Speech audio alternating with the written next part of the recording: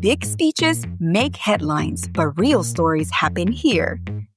This is Brilliantly Candid. Go! Let's go beyond the keynote and get to the heart of leadership. All right, everyone, welcome. So we've got Rupal Hollenbeck here, president of Checkpoint. Welcome. Thank you. Okay, so we were just talking about, wow, the keynotes this morning were absolutely amazing and really inspiring. Yeah. Thank you. And I've known Checkpoint from the jump, like way as a competitor. I was at another company. Oh dear. But we were That's always. all right. But let's be honest, Checkpoint was playing in a different sphere. I mean, the fact that you guys even mentioned the old company that I used to be with as a competitor, I'm like, yeah, we were like the endpoint of the endpoint. We'll just leave it at that. But that being said, is one thing I love and I would love to talk to you about is the humanity in where the direction we're going. Because you hear it, the future is now, right? But I loved what Nadav had said about the perspective of the future. Yes. And the fact that you don't want to make assumptions of the future, right? And it just really struck with me this morning because I was like, oh, every conversation now is this different lens, right? And what it potentially is. Now, in that light, what I really want to dig down into, because you mentioned it, the humanity of who we are, but the additional angle as women, when you add that additional perspective of a female, and I'm just saying as someone that maybe has a lot of responsibilities, especially for those that have children and procreate and all that good stuff. Yes, have children and procreate. I differentiate between the two. But I would love to hear about your thoughts on this because you're such an advocate for women. I mean, it's just all inspiring. And thank you very much for all the ladies coming up in the Careers for STEM. So let's talk about this. Do you see a shift of women being more interested into cybersecurity because AI is a little bit more welcoming, I think, in some ways for women? Yeah. Listen, I think the jury's out. I think we don't know yet. But here's the thing. You were at the keynotes this morning. I'm so glad you were. You heard Nadav say, don't make assumptions. Right. The other thing, and I think it was said in one of the videos that he captured, was we don't know what's around the corner. Yeah. We don't know. And what we do know that we don't know, it means we need to be agile. It's about having an agile workforce. It's about always being in learning mode, not in knowing mode. Cybersecurity is one of those industries, and you know this very well. You can't be a know-it-all. No. You have to be a learn-it-all. And so not knowing what's around the corner means you have to be agile, you have to have speed, and you have to be willing to let down your barriers and not know it all. Now, conversation about women. I'm a big advocate for women. I'm a woman. I'm happy for everything you all are doing to promote women in cyber and women in tech. I think that AI is only going to help us in that realm. I believe that some companies are made and other companies fade when it comes to major technology transitions in history. Go back to the internet. Client-server architecture to the dawn of the internet. Yes. Companies were made with the dawn of the internet, right? Then came the mobile revolution. In the mobile revolution, companies were made and companies faded. Now we're at, maybe we're not infants, but we're toddlers when it comes to AI. So it's another major technology transition. We don't know yet who's going to be made and who's going to fade. We all look at companies like NVIDIA and we go, wow. We look at hyperscalers and we go, wow, right? So there are companies that are sort of jockeying for position, but the reality is just too early. The one thing we know for sure is that AI is going to change everything. And through every one of these revolutions, the role that women play in the technology has fundamentally changed too. Now in the United States, there are just as many women, if not more, graduating with degrees in STEM. Oh, that's a new stat I haven't heard. That's awesome. Everyone applaud that. My goodness. Yeah. And then that gets even more exciting when you look at women of color. It gets me very excited. And so here's the thing. The total available market is there. We are building products for everyone. And an increasing number of CISOs out there. The CISOs are the hero of our story at Checkpoint. And an increasing number of CISOs are women. And I've had the pleasure of meeting them in the last 3 years that I've been at Checkpoint. So here's the thing. We're building products, technologies, and experiences to keep citizens safe via their workplaces. That's men and women. And if I'm serving a broad population, doesn't it take a broad, inclusive population to serve an equally broad population? Yes. That gets me really excited. And I think we've made tremendous progress, but we can't be satisfied. Right. Celebrating progress doesn't mean you have to be satisfied. No. And let me just tell you, you just struck a lot of chords with me right now, because the idea with AI is the analogy of the internet, right? The advent of the internet, and there was just a wave. It was argued back in the day, every company is a technology company. The truth of the matter is today, every company is a technology company, without a doubt. It doesn't matter what industry, does not matter, because the underpinning of it all is infrastructure of some capacity, whether it's in the cloud or not, doesn't matter. If you're not a technology company these days, you're probably not in business. Or much longer. Much longer. I mean, do you remember that graphic, right? Where they did the last 40 years of all the top companies? It's all, it's just the evolution around it. I can see AI really flipping it on its head.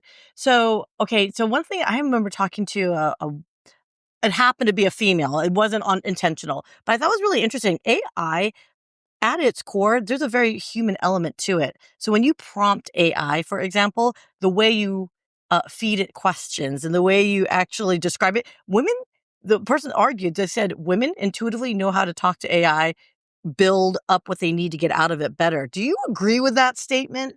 Better? I can't say better, but what I can absolutely say is different. And that is so important, right? AI intrinsically has the bias of the humans that teach it.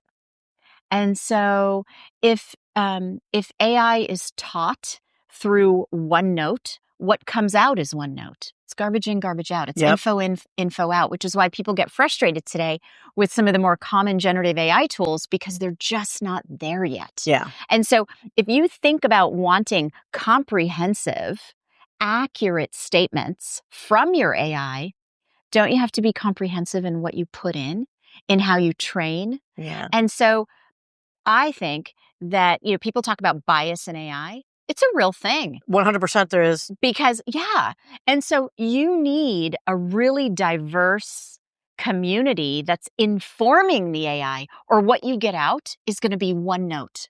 What you get out is going to be through one myopic lens, and that's human bias. Yes. So you got me really excited. So again, despite popular opinion, I was taking notes. When I was taking notes on my phone. I wasn't playing Word Candy Crush. Oh, this morning? Yes. Was someone watching you? Stop it. I was not. I hit the screen by accident. All right. Kidding. What do you got? Kidding. What do you got? No. But so the announcement with Infinity Platform, and just seeing how you guys are collaborating with third parties. So I have to ask, and I don't know if anyone will know this, but because I'm old school, and again, my background in cybersecurity is like a long time ago. Like, I don't think half the room was born yet. Let me just put it that way. But it's not OPSEC remarketed, right? Like, no. Okay, I not need at all. clarification. In fact, and I was right there with you at the beginning of. So I'm right there with you, sister, at the beginning of cybersecurity. But here's the thing: it takes a village. Okay. Through each of these technology transitions, there's been an ecosystem. There's been a village that enabled this transformation, whether it was the dawn of the internet, the mobile revolution, the social media revolution, or now with AI. So we have to recognize it takes a village. You heard Nadav say this morning, right? Yes. As much as I would love to fill a shop with Checkpoint technology and say, you don't need anybody else, that isn't practical. Yeah. Right? It's true. And so having a community or a village of providers that come into an ecosystem is actually for the best benefit of organizations, and therefore for our citizens. And so we think about real architecture, it's not architecture. And so, we know that. Right? And so we all know lots of marketing companies. We're talking about an architecture. And that architecture means that all of the different pieces of the platform need to exist together and collaborate and cooperate together. But that collaboration can't just be inside, or it's myopic and the organization's going to get breached. We've got to integrate. with all of the other members of the ecosystem. And that means other security vendors. It also means channel partners. Yes. And system integrators and the way that we go to market. Okay. We've got to look at this as a village because otherwise stuff's going to fall through the cracks. Well, look, we know the challenge of the vendor lock-in. At least for me, when I worked at HP, there was a big, huge push back in the day for the infrastructure, everything in the data center. Let's have one big solution. Let's own it. Let's all own it. And then everyone found it very quickly. Price yourself out of it. There's technology lacking. And then you're starting to get this incoherent like fixes to fill in the gaps specific. So, okay, so let me ask, so how was Checkpoint able to go to a competitor and say, look, we know there's going to be a client that's probably going to pick you instead of us for this. Work with us and we will let the playbook kind of help inform each other. Well, so how did you guys work that? Because if I'm your competitor, maybe I don't like you guys. And I'm like, no, go away. I think that evolved competitors, mature competitors in the cybersecurity space, they get this better than anyone. And I would lock in as probably the best example, the strategic partnership we just announced with Wiz. I was pretty excited about that one. Yeah. It's going to be awesome. Here's the thing. We come from a heritage that is so deeply ingrained in this hyper-connected world. And so we are all about that. We are all about the network is everywhere.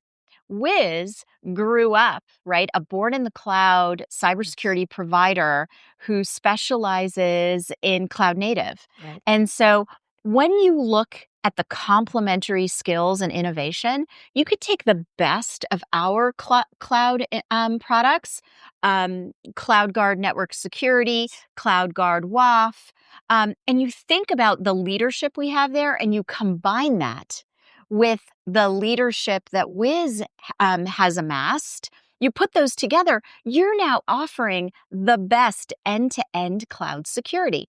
It's less about being a competitor and it's more about driver drafter. And how do we come together to offer customers that they couldn't otherwise get? So you got to look at it as 1 + 1 = 3. I love that. Right? I love that because it's a celebration of success for the client. Right. And the person who wins is the client. Again, keeping that CISO as the hero of our story. Yes. Oh my gosh. Okay. And it's so funny what you described. I have a different term for it because we're called Brilliant Bee Media. So like a Care Bear power stair, if you remember that. Oh, we have our own internal lights. Taking me back to grade school. Hey, let me just tell you, Care Bear power stair, we all have our lights, but when we combine it, are we more one brilliant beam of light? Yeah. And the customer's safer. Yes. Both businesses benefit. What's wrong with that? And it's just further reaching, right? Yeah. So, all right, I have one last question. And by the way, I could talk to you forever. And kudos, please, thank you so much for your continued support of women. We just need more voices. Listen, our chief technology officer, our chief product officer, myself, our head of corporate operations, all women. It's amazing, and it doesn't stop there. Okay, one last question because it was prompted. Okay. Hot dogs, sandwich or not? Oh, gosh. Okay, here's my thing. All right. Not a sandwich, cousin of a sandwich. I believe they're cousins, first cousins, in the same family, not a sandwich. Are you with me? I don't know. You're giving me the look. I'm inclined to agree as a very politic answer. Thank you so very much. It is such a pleasure getting to know you. And man, congratulations. Thank you. CPX 2025 outdid itself this year. Right on. All right.